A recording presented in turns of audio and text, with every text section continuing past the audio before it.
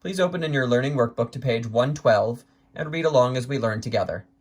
Section 7.5, Rationalizing Denominators of Radical Expressions. There are two learning objectives in this section. Objective 1, rationalize denominators having only one term. Objective 2, rationalizing denominators having two terms. We begin with the first learning objective. Often in mathematics, it is helpful to write a quotient containing radicals without a radical in the denominator. A quotient containing radicals might look like any of the following: square root of 3 over square root of 2, 5 over the cube root of x squared, square root of y over 4, 4x squared over the sum 2x plus root x, 9 minus the fourth root of c, all divided by 17, 2 plus root 3, all divided by 3 plus root 2. The process of writing a quotient containing radicals as an equivalent quotient, but without a radical in the denominator, is called rationalizing the denominator.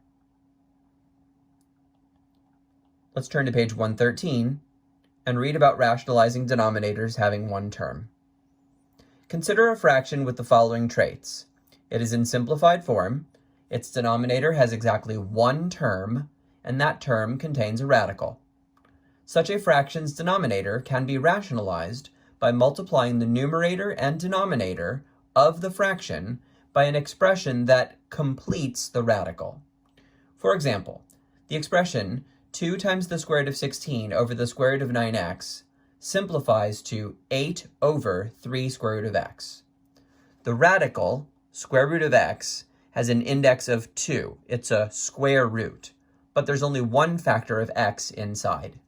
If a second factor of x was present, they would group up and come outside. The radical would no longer be needed.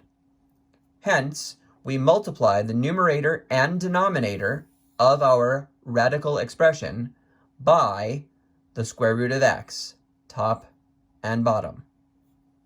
This allows us to do the following.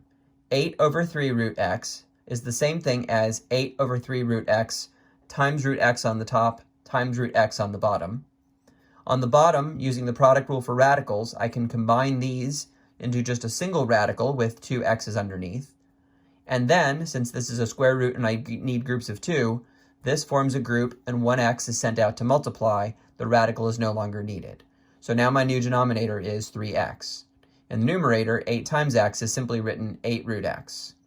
So, what we started with and what we ended up with are equivalent. However, what we started with had a radical in the denominator, and what we ended up with does not. This is called rationalizing the denominator. It is often helpful to write the prime factorization of the radicand when determining what expression will complete a radical.